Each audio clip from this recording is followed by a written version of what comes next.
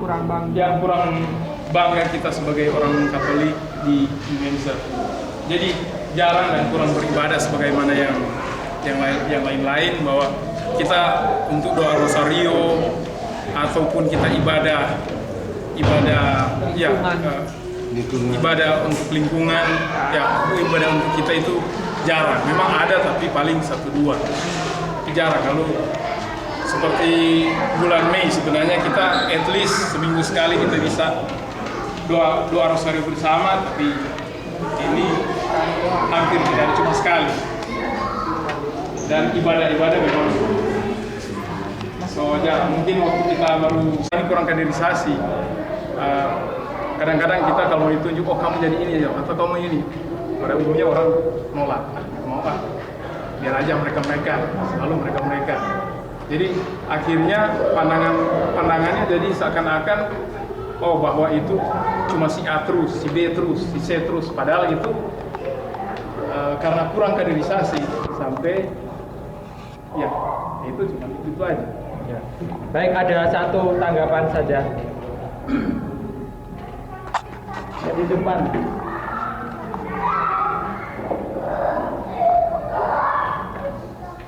Saya mau bertanya persaudaraan yang kuat itu yang bagaimana persaudaraan yang kuat? Jadi sebagaimana tadi yang saya sudah jelaskan bahwa kita kan datang dari bermacam suku dari Indonesia. Tapi begitu kita datang di sini kita sama-sama merasakan orang Katolik. Sebagai contoh sekarang kita ada di sini ada terbagi dari beberapa suku. Itulah yang paling utama. Kita nggak bisa ambil yang lain, yang paling utama aja. Ya kan? Secara umum. Itu kebersamaan itu. Baik Pak, terima kasih atas kelompok 4. Dua kelompok. Jadi gimana ini? Dari sini dia dulu situ yang dikerjain yang mana? Semua di sini di sebelah. Dari pojok sini. Oke. Iya. Oh, di sini. Kita sini. Aduh, bagaimana gue ini? Ini dari tante di belakang. Posisinya akan seperti ini. Ketua kelompok di sini. Oh, ketua kelompok sini. Oke, ketua kelompok menjelaskan ya. Saya hitung sampai 10. Gimana dong? Udah, mulai, udah jalan. Hitung lagi. 1, 2. Jelasin dulu 10 detik. Kamu jelaskan, kamu mau boleh ngomong. Sorry. Boleh. Selama menjelaskan 10 detik boleh ngomong. Kita mau buat ini. Tapi hanya beres. Oke. 1, 2, 3. Kita mau buat setengah lingkaran. Ini sebagai support. 3. Ya, nah ini dimasukin di sini. 5. 6. Terus balon ini 7. buat kesini. 8. Susun. 9. Ini buat hiasan. Udah. Udah, mulai. 3 menit siapa yang mau jemput tolong? Ya, mulai. Nah, nggak boleh ketua kelompok, nggak boleh memegang. Nunjuk boleh tapi toh? Boleh. Seremonial. Terus yang ininya disusun ke sini. Susunnya Nggak boleh memegang, ketua kelompok nggak boleh memegang. Iya.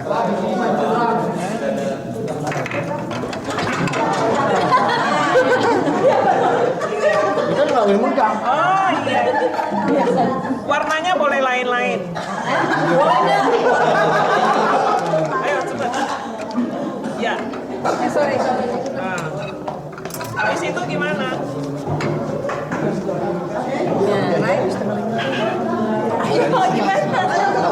Habis itu udah Dapat timer nih. belum? Ini? Masuknya begini semuanya. Masukinnya satu-satu.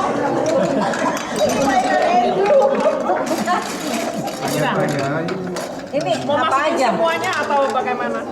Oh, supaya dia ini. Satu-satu. Supaya dia rata.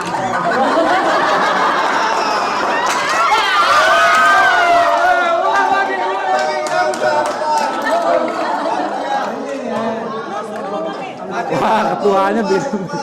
Oh, dia nggak boleh ini. Nggak boleh berubah. Harus seimbang. Harus seimbang. Ayo. Aku bakal punya kaos. Satu dulu, satu. Iya, satu-satu yang jenisnya sama. Oh, yang ginian. Nah, terus mana? Ini. Wih, masih lama. Satu-satu aja.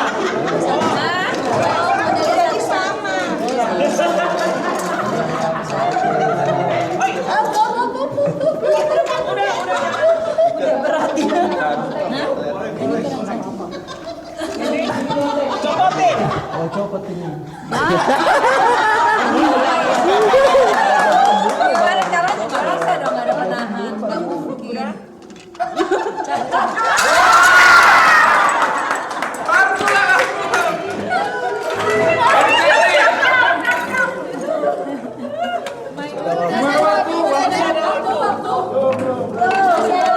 Masih ada waktu. Oh, bikin dia seimbang. Bikin dia seimbang supaya dia sama gitu. Oke. Ini yang ginian kita taruh dulu. Satu. Kita pakai satu. Jangan dulu. Dari atas. Udah, habis. Udah. Itu ditarik. 7, 6, 5, 4, 3, 2, 1, go! Mas satu.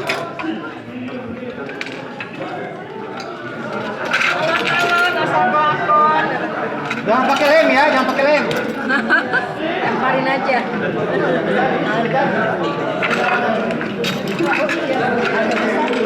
Bisa di bawah ya. Oh gitu ya. Kasih berat di bawah, kasih berat di bawah, jadi dia nggak ini, yang atas tuh nggak ada pegangan, nggak ada tumpuan. Intip, intip. Nggak ngintip mereka tadi, jadi sudah tahu nih. Oke, Benar ini. kasih berat di atas, kasih berat di bawah. Tapi harus ada satu masing-masing. Iya, satu-satu. Iya, kasih berat di atas. Biar dia megang kencang. Semakin berat semakin bagus Iya, itu. biar kasih berat di bawah sini. Kuncinya ada di situ. Semakin berat. Ini. Jangan dikasih di atas. Jadi lah ini. Ini terakhir kan sudah banyak niru. Iya, Pak. Jadi pertama kedua itu memang gagal normal. Udah. Udah, jangan Itu dikasih super tengah. glue dipikirin, super glue pinggirin sebentar. Ya. Wait. Dia udah megang belum? Oke. Ya, tarik aja. Ready? Jangan Patah. Harus tahan, harus ditahan. Rubu. Harus ditahan. Enggak. Diam. Jangan berambut. No. Karena di bawah. Kita harus tahan berat di bawah. Yang Di itu atas agak- jangan dikasih beban. Kalau udah mau jadi batuk.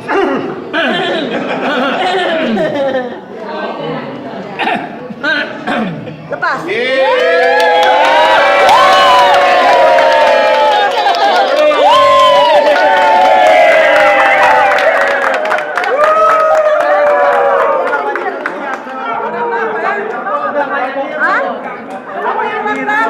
Niru ada 3 tiruan. Tiga yang dilihat. Jadi contohnya Tetap aja yang kalau harus nggak berat di tahu. sini. Berat di sini.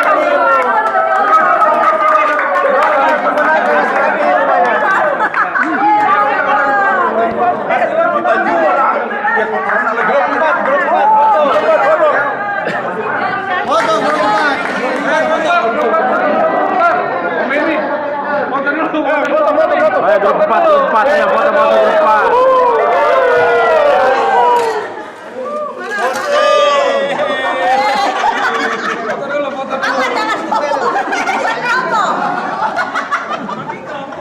Kelompok 4. Belakang nomor 1. Sekali itu.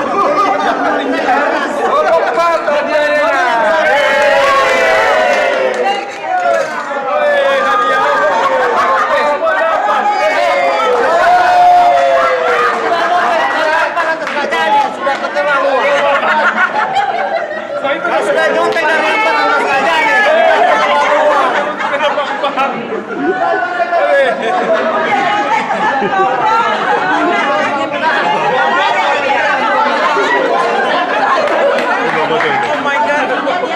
Komentar dong tante. Bukan salah kita dapat nomor 4. Jujurnya kita. Komentar dong. Komentar. Kalah.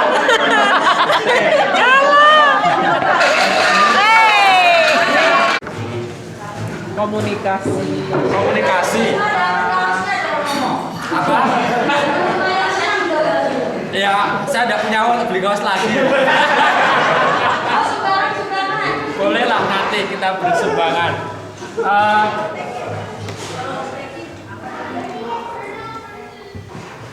Satu hal yang ingin saya kemukakan kepada kita semua, salah satu yang buat kita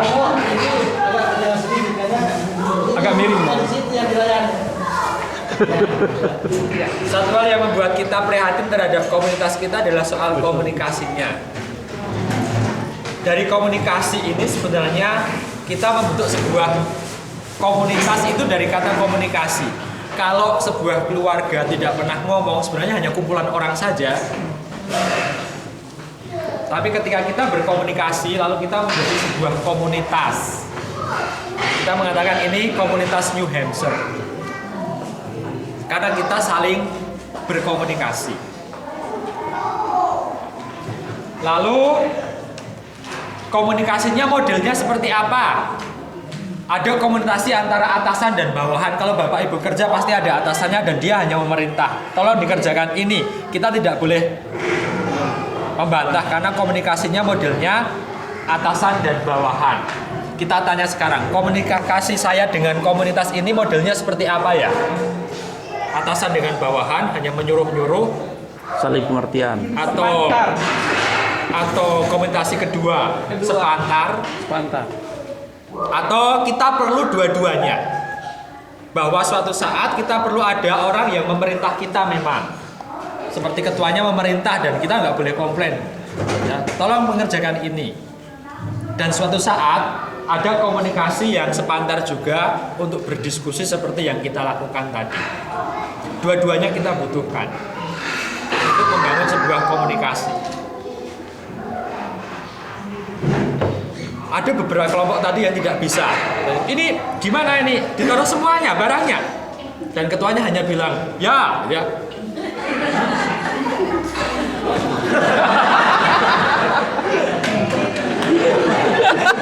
Ya, komunikasinya ada jalan, komunikasi apa tadi? Monyet apa?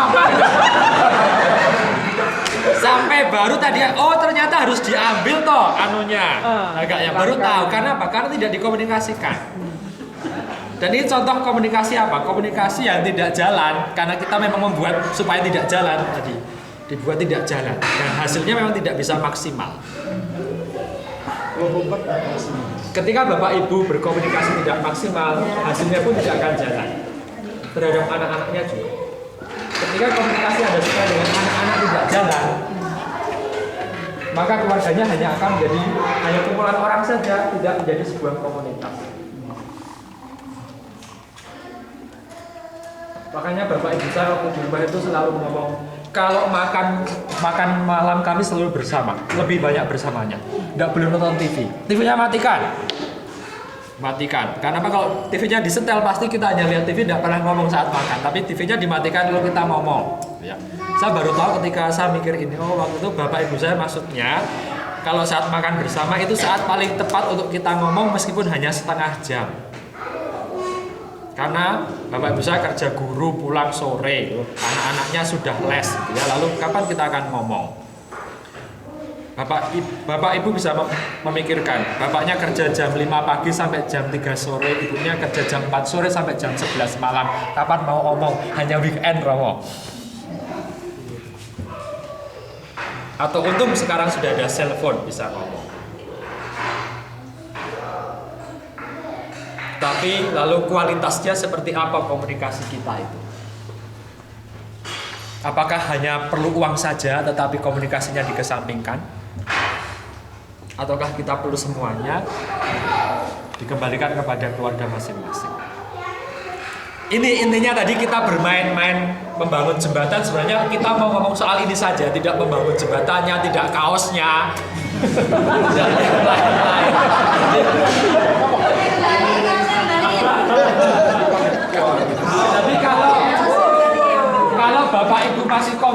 kaosnya komunikasinya kurang berarti.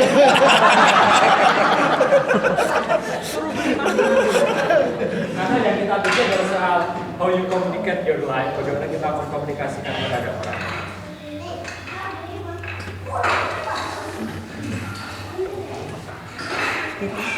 Seru banget tuh anak-anak. Biar tidak ada kerja. Baik, sekarang akan saya teruskan dengan bagian soal gereja. Soal gereja.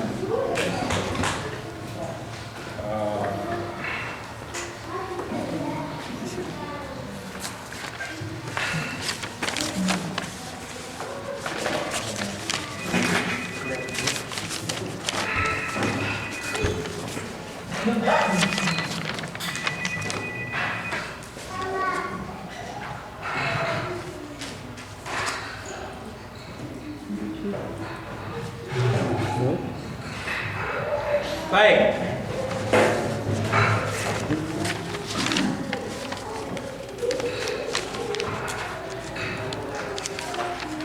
Kalau kita ngomong soal gereja, gereja itu apa? Gereja adalah kelompok orang yang percaya pada Yesus Kristus. Kita mengatakan biasanya gereja itu bangunannya. Ini gereja. Gerejanya di mana? Di gereja namanya? Summersworth. Di Summerford. Ya betul, tapi ini hanya bangunannya. Yang disebut gereja adalah ini. Ada sekali lagi adalah gereja sebenarnya. Orang yang percaya kepada Kristus, yang membangun komunitas, membangun hidup bersama berdasarkan iman yang sama. Itu namanya gereja. Karena kita punya iman yang sama, meskipun kamu orang dari provinsi lain, kita beda, tapi karena kita beriman sama, maka saya di sini. Dan disatukan oleh baptisan dan Roh Kudus yang menghidupi gereja. Mengapa gereja Katolik bisa bertahan sampai 2000 tahun dan tidak pecah, meskipun pecah sebenarnya 3 pecah besar, tapi sampai sekarang gereja kita sampai dengan anggota 1 miliar ini masih bisa bertahan karena kita disatukan dengan iman yang sama, kita punya Roh Kudus yang menghidupi gereja, dan kita membangun komunitas. Ada orang-orang yang membangun komunitas yang sama, maka kita menyebutnya gereja. Jadi secara umum gereja ada 2, gereja bangunan yang ini fisiknya dan gereja Anda sekalian ini. Dalam kitab suci lebih lagi ngomong begini, bahwa tubuh kita, tubuh Anda sekalian ini adalah sebenarnya gereja. Lalu Bapak Suci Yohanes Paulus kedua mengatakan, mengapa ada kedosaan besar ketika orang mencemarkan tubuhnya, gitu ya, menggunakan tubuhnya tidak dengan semestinya. Karena kamu mencemarkan gereja sebenarnya. Bait Allah. Mengapa orang perlu mengaku dosa? Banyak orang, bapak saya pernah ngomong, bertanya pada saya, kok saya harus mengaku dosa, kenapa? Kan sudah cukup orang ngaku dosa kepada Allah langsung, tanpa harus kepada Romo. Karena apa? Karena dosa kita mencemari seluruh anggotanya. Setiap kali orang berdosa, orang itu meruntuhkan atau membuat retak komunitas gerejanya. Kedosaan kita, sedosa apapun kita, sepersonal apapun, sebenarnya membuat luka seluruh gereja. Dan itu perlu dikembalikan lagi dengan pengakuan dosa. Dan kita diberi pengakuan dosa setiap 1 tahun 2 kali.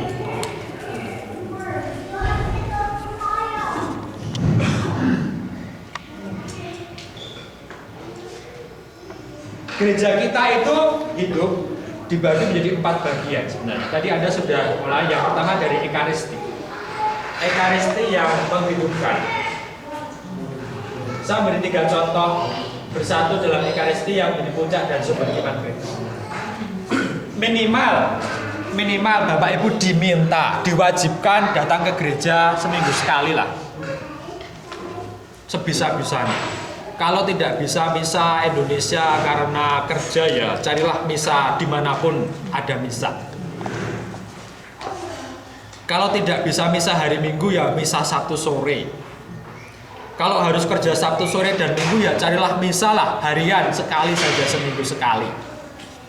Tapi patokan, saya mengatakan patokannya hari Minggu ke gereja.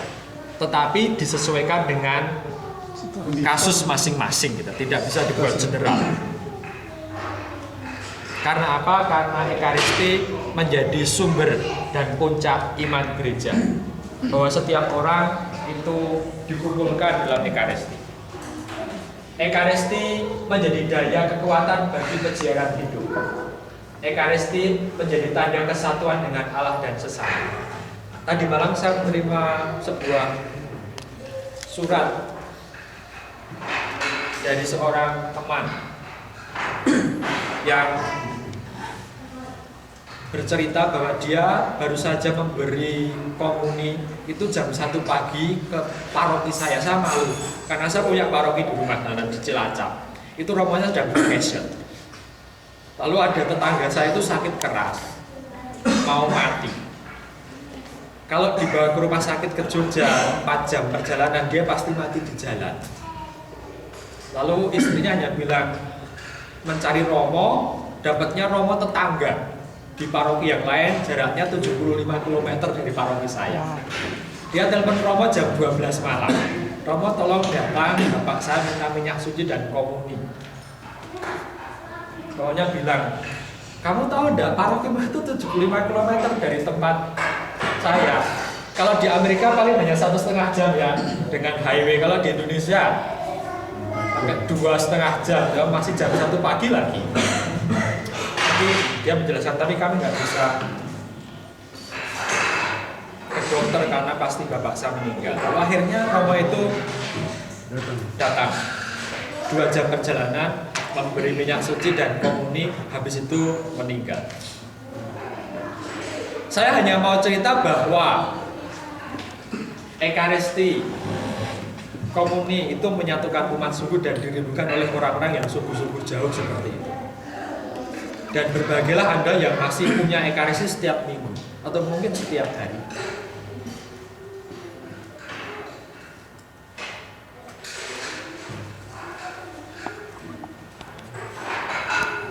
Selain dari Ekaristi juga ada komunitas. Setiap orang hidup, membentuk dan dibentuk dalam komunitas. Komunitas itu mendewasakan dan menguatkan. Jadi ada Ekaristi, ada yang liturgi, ada yang komunitas. Harapannya apa? Harapannya kalau Anda ikut misa, Anda juga membangun komunitasnya. Kalau dalam misa Anda menerima tubuh dan darah Kristus, hari ini adalah perayaan tubuh dan darah Kristus. Kalau hari ini kita menerima tubuh dan darah Kristus, harapannya kita juga bisa membangun komunitas.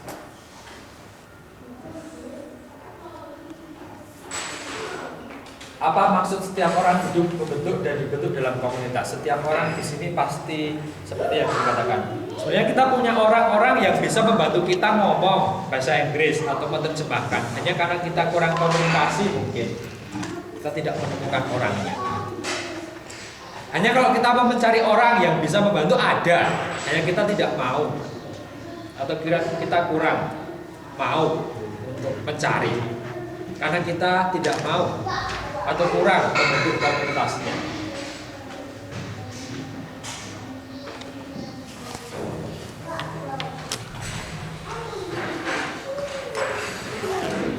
Ada Ekaristi, ada komunitas, lalu komunitas itu bertugas menjadi pelayan bagi kita. Penting yaitu bahwa setiap dari kita punya karisma yang berbeda.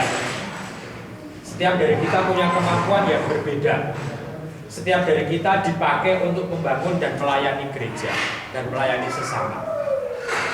Man and woman for others and for the common good. Setiap orang sungguh-sungguh bahwa ada masing-masing punya kemampuan pasti. Dan itu yang harus kita bagikan untuk gereja dan untuk sesama. Gambarnya ada orang yang menjadi nurse, ada orang yang